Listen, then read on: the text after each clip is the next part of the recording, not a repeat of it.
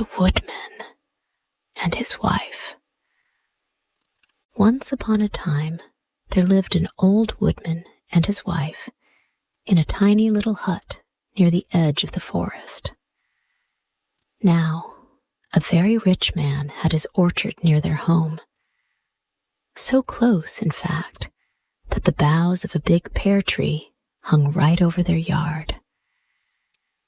The rich man was a generous neighbor, and he agreed to give the poor man and his wife the fruit that fell into their garden.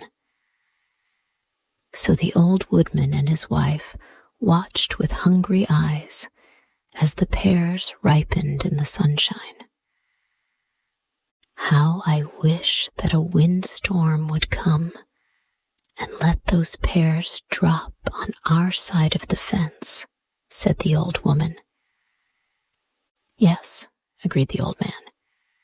I wish that I dared to shake the tree a little and make some of the fruit fall this way. But our neighbor might see it, and then he would be angry and not give us any of them. Every day, the old woman grumbled more and more because the pears did not drop on their side of the fence. I declare we shall be beggars, she groaned. And she insisted that her husband work harder and harder each day, while she would give him nothing to eat but a dry crust of bread. The poor man grew thinner and thinner while he waited for the pears to ripen and fall into their yard, and every day he worked harder and harder, but he could not please his grumbling old wife. At last, he turned around on her and, in great anger, said, "Wife, I will not do any more work unless you make some kitchery for my dinner." "Kitchery?" shrieked the wife. "Kitchery? Indeed, I will not. Do you not know that kitchery takes rice and pulse and butter and spices? Do you think that I am going to use all we have in the house on one meal for you?" "Yes," said the old man. "That is why I demand kitchery. You have starved me quite long enough, and now I will have the best dish you can make me." The cross old woman took the things out of the closet and began to cook a savory kitchery. It smelt so good that the old man could hardly wait for it. "Let me have a taste," he begged. "No, no," scolded his wife. "You cannot have even a taste of it until you have brought me in another load of wood, and mind that it is a big one. You will have to work for your kitchery." The old woodman took his axe and went out to the forest and began to hew and hack the trees with all his strength, and soon he had a large load of wood. Chop, chop, chop. At every blow of his axe, he would think of the savory kitchery he would soon enjoy. Suddenly, a big black bear came lumbering along through the forest with his long black nose tilted in the air and his little keen eyes peering all about him, for bears are always curious. "Grrr! Good day to you, my friend," growled the bear. "And may I ask what you are doing with that large bundle of wood?" "I cut it for my wife," answered the woodman. "You see, she would not cook me any dinner unless I brought her the wood. Today, she has made me kitchery for dinner, and I know that when when she sees this large load of wood, she will give me a generous portion. Oh, just smell that khichdi. It is delicious." This made the bear very hungry, and so he growled, "Do you think that your wife would give me some khichdi if I brought her some wood?" "Maybe she might, if you brought her a very large load," answered the man. After a long discussion, the bear agreed to bring in half a cord of wood if the man would save him some of the khichdi.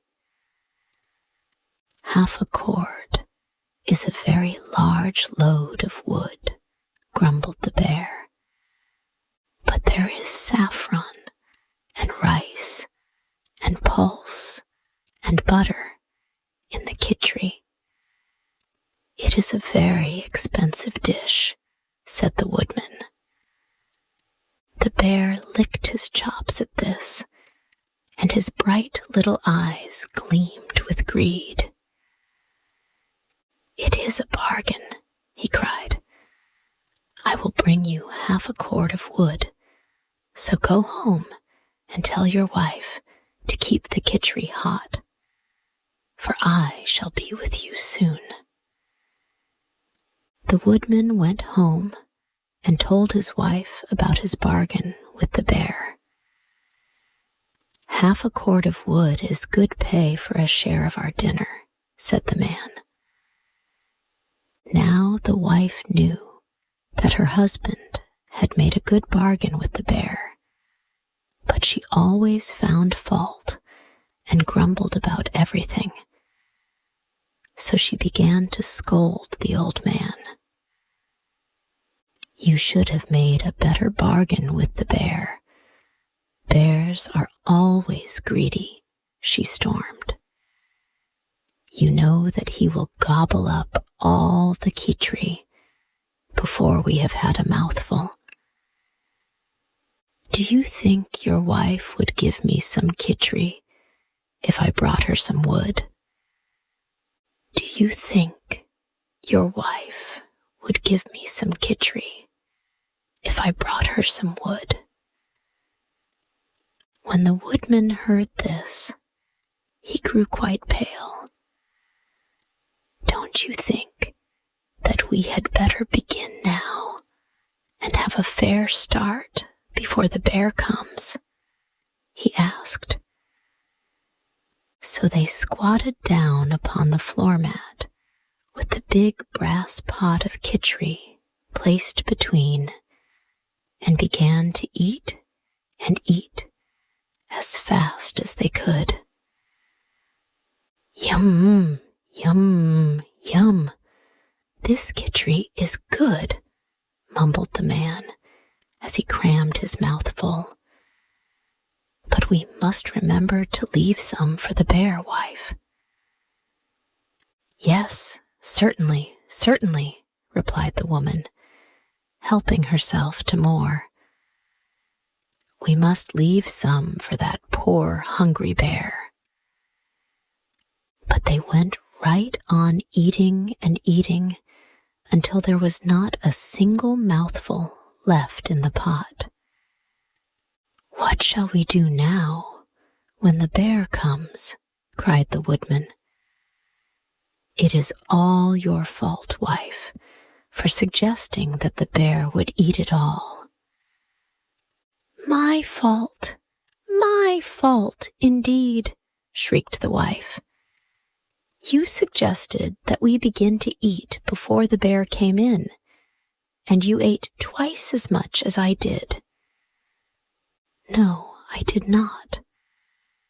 "Yes, you did so, and you know it." "Well, there is no good in quarreling about it now," said the woodman. "The bear will be here in a few moments, and he will be furious when he finds the khichdi all gone. He is very large and very hungry, and he may eat us, when he finds that we have gone back on our word." "Nonsense," said the woman. "What a coward you are. All you think about is saving yourself. I do not care whether he is angry or not. I want to get that wood from him. He will never give it to you when he finds no dinner," said the man. "Of course not, you stupid," scolded the woman. "But I have thought of a plan. We must lock up everything in the house and leave the kitchery pot by the fire, to look as though we were keeping it hot for him, and then we must hide in the garret. When the bear comes and does not see us, he will think that we have gone out and left his dinner for him. Then he will throw down his wood and come in. When he finds that the pot is empty, he will rampage about a little, but he cannot do very much damage. He will never bother to carry all that wood away again, for bears are as lazy as they are greedy." Now, all this time, the bear had been working hard in the forest, and it took him much longer than he had expected to gather all that wood. However, at last, he dragged half a cord of wood to the house of the old woodman. Seeing the brass kitchery pot standing by the fire, he threw down his pile of wood and went at once for his dinner. And then, when he saw that there was not even a grain of rice left in the pot, me oh my, wasn't he angry? He growled and he roared, and he poked his headway down into the pot and licked the sides of it. But not even a tiny bit of pulse could he taste, though all the time he could smell how savory that kitchery had been. He sat on the floor and cried in his rage and disappointment, "Grrr! Grrr! Grrr! That is a fine way to keep a promise. Well, since you have eaten all the kitchery, I will find something else to eat." Then he upset everything in the house, but no food could he find. "Grrr! Grrr! Grrr!" growled the bear. "I will take all of this wood back to the forest again. They broke their bargain with me, and they shall not have one of my sticks to burn." But just as the old woman had expected, he was much too lazy to carry the heavy load back to the forest, even for revenge. "I will not go away empty-handed," he growled. "If they would not save me a taste, I can at least get the smell." And he carried the brass pot away with him. Now, as the bear left the cottage, he saw the beautiful golden pears hanging from the tree. These were the first pears of the season, and they looked very good to him. So he climbed up into the tree and began to eat the biggest, ripest pear that he could find. My, but it was good. The bear was so hungry after his hard work in the forest that he licked his chops and smacked his lips as he munched the pear. And then he thought of a plan.